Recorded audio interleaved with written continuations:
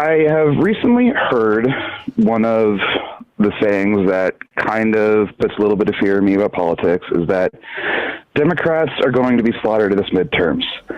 I see the argument. I understand why people are saying that, but I'm hoping that maybe that's just a little bit of cynicism. Maybe it's just people being a little bit fearful about our results, but do we know that for sure?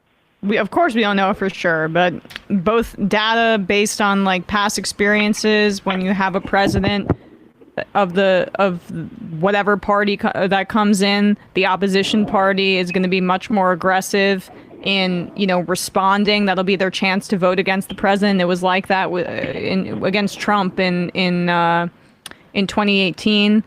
So voting patterns are not in the Democrats' favor, particularly in the House. And also just the results on in terms of what Biden has delivered is, not probably not enough for them to retain the House. They have a chance at the Senate, given the fact that already this year, the elections were in the Democrats' favors, but that's where I think the energy needs to go if we're being realistic. And it's also, I would also add that there, in addition to the sort of the structural cyclical nature of off-year elections, Republicans generally vote 3/4 of the Republican electorate generally votes on off-year elections.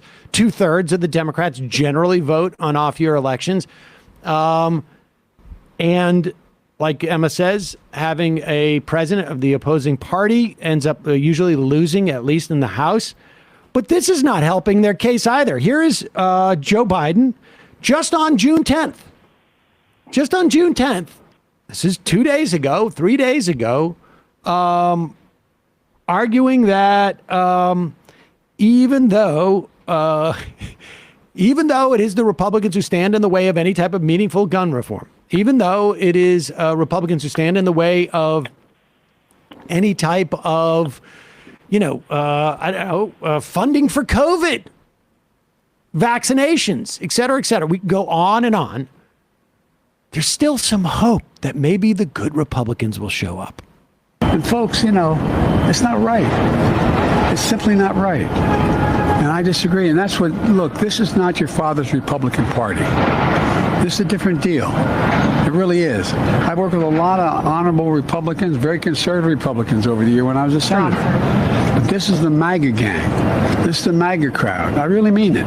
They have a fundamentally different view of the role of government and who should pay what. And I'm going to work with anyone, Democrat, Republican, Independent, to deliver real solutions for families.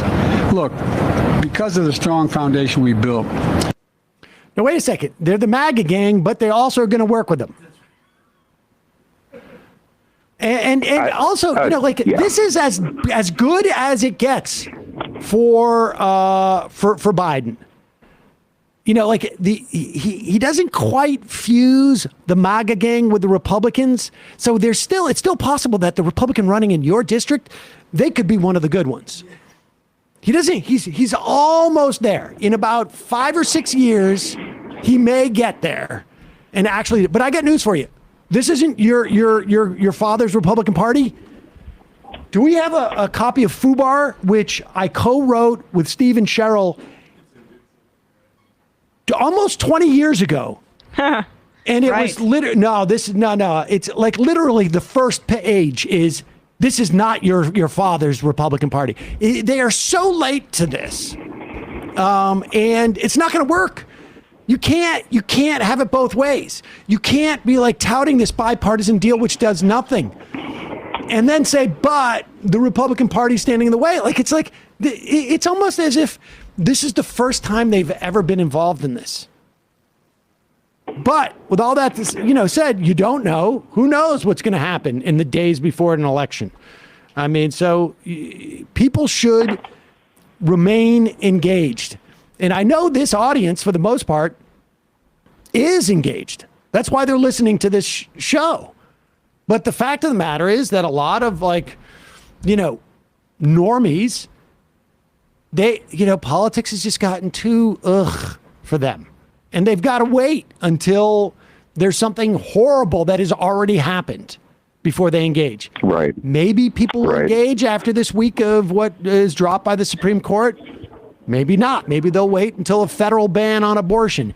Maybe they'll wait until the FDA doesn't even have authority to inspect baby formula plants. I mean, I don't know what it's going to take for people to realize that, like, you need to be engaged with this stuff. And, with that said, it's not like the Democrats are helping them. Yeah, don't worry. We need a strong Republican Party. Okay, I'll vote for a Republican. Like, how can I follow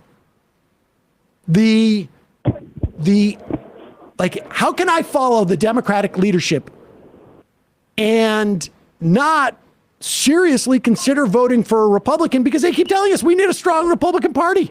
Well, okay, what am I supposed to do about that? Like, what am I as a voter supposed to do when Nancy Pelosi says we need a strong Republican Party?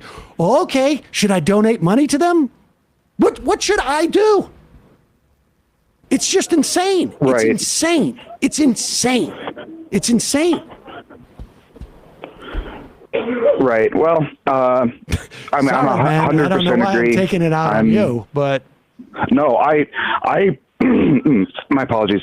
I 100% agree with you, and I completely get it. I have Greg Gianforte as my governor. I have Steve Daines as senator, and Matt Rosendale as a representative. So I definitely do not agree with 100% of what they've said and done, especially just in the last couple of years. But I still hold out hope from the results of the 2020 election. We had such a high turnout that hopefully we can keep that up, and that's what it takes. And that's just what I hope to get people like me. I'm only 27, want to get people involved and want to get people voting. I mean, it's really important they do because, and if it's only, just for the Senate, to make sure that we can at least, so that when you're in your 30s and 40s and 50s, you're not dealing with a judiciary that is dominated by Donald Trump. I mean, that's just the bottom line. Appreciate the phone call. Absolutely. Thanks, man. Thank you. Well, it's encouraging to hear somebody who's 27. In Montana. Yep. I think the bipartisan gun thing is a sign that the Republicans aren't taking for granted that they're just going to walk away. Yep.